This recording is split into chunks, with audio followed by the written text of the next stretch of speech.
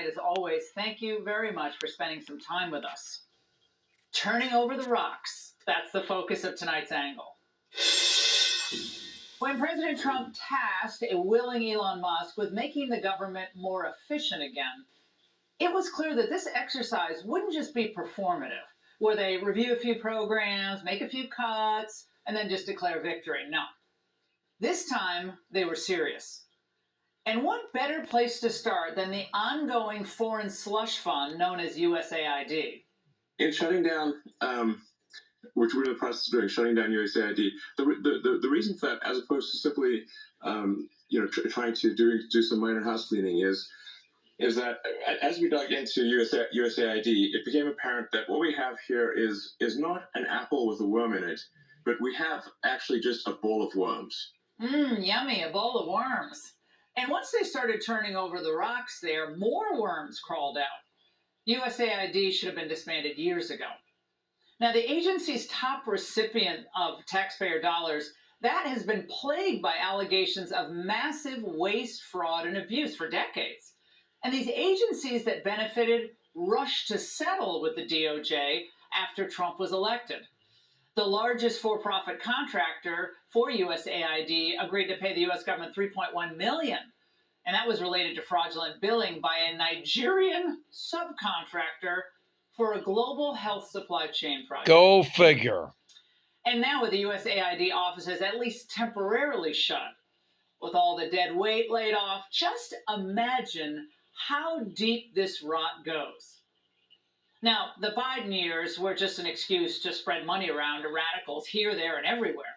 In 2023, USAID sponsored scores of DEI events here and abroad, including my personal favorite. I just Googled this and found it today. One was called Celebrating Women in Waste Management,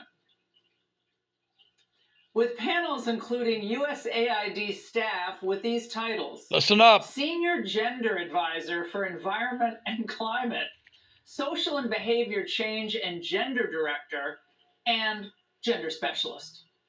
Well, you get the idea. This is why it's so critical that DOJ scour every inch of our government, every line of the Federal Register, every penny that goes out the door. Remember, it's your money. You earned it. Don't let anyone else waste it. And also that DOJ notifies the president when staff and spending is unnecessary, when it's duplicative, when it's fraudulent, even destructive. And of course, when it's not specifically required by law, then just eliminate it. Yeah, and that will inevitably mean entire agencies are zeroed out. Please zero them out. And with the runaway agendas, the spending of USAID, it's long past time to close down all of it. Congressional oversight, it already found millions of USAID funds going to administrative costs alone. We got all kinds of threats from USAID because I was trying to exercise my oversight capacity in Congress. My staff and I had estimated was that 30 to 40% of the USAID's awards would go to indirect costs. So their overhead, their rents, employees, things like that. What are they living in, a Taj Mahal? But for decades, both the left and some checked-out Republicans let the agency basically just have its way, with little to no one looking over their shoulders. And during the Biden and Obama years, the gender, the climate, the race activists, they just went to town. They went totally crazy what they were doing, and the money they were giving to people that shouldn't be getting it, and to agencies and others that shouldn't be getting it, was a shame. So that tremendous fraud. Spent time on a farm knows when you fill the pig trough every day and you fill it with better and better food, well, the animals, they expect that food no matter what. And when they don't get their food, especially at the required time, they start squealing. We talked about Trump wanting to be a dictator on day one, and here we are. This is what the beginning of dictatorship looks like. When you gut the Constitution and you install yourself as the sole power, That is how dictators are made. I don't know what Elon Musk's motivations are. I don't know what his purposes are, but they've got nothing to do with what has been lawfully adopted. Apparently you haven't been listening, you America idiot. Through the Congress of the United States. We're going to defend U.S. aid all the way.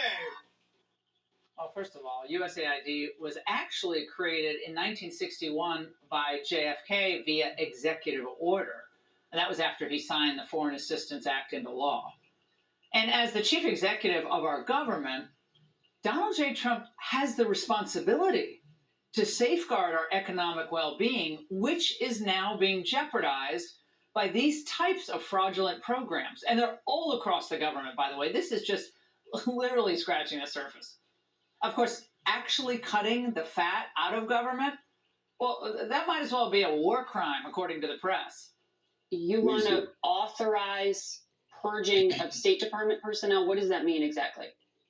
Well, if you want to take a look at the State Department, where DEI has been a priority over, let's say, diplomacy in many accounts, I can give you hundreds of examples What of where they proof were do you have of authorizing. that?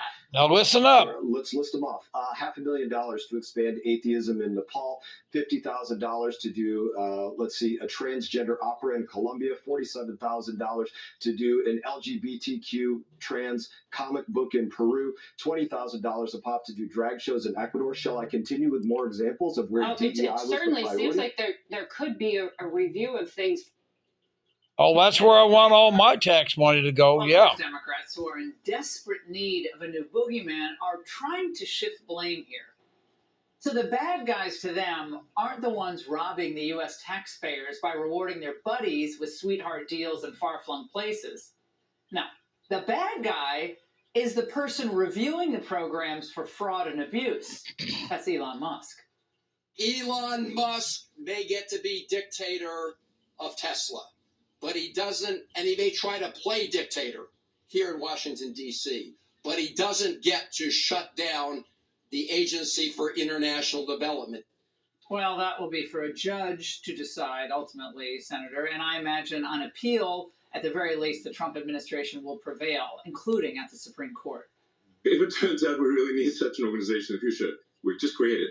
Problem solved. By the people, answerable and answerable to the people and to the people's elected representatives. Mm-hmm. That is the way that government is supposed to work.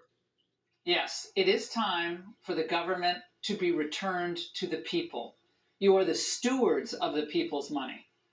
And it's not the personal piggy bank of government employees who think they answer to no one. USAID is not an independent, non-governmental entity. It is an entity that spends taxpayer dollars, and it needs to spend it, as the statute says, in alignment with the policy directives that they get from the Secretary of State, the National Security Council, and the President. And it's been 20 or 30 years where people have tried to reform it, and it refuses to reform. It refuses to cooperate. When we were in Congress, we couldn't even get answers to basic questions about programs. That will not continue. That's not going to continue. Well, it can't continue. But President Trump, Vice President Vance, Secretary Rubio, and Secretary Bessent, and Elon Musk, they all know that regardless of what your priorities are, regardless of what you want the government to do for you or for some, other foreign country, right now America is on a collision course with a dangerous economic reality. And they know that bold, unconventional, and sometimes very painful measures are going to be needed to avoid the icebergs ahead. So all those guys, the Trump administration, they're going to be sued.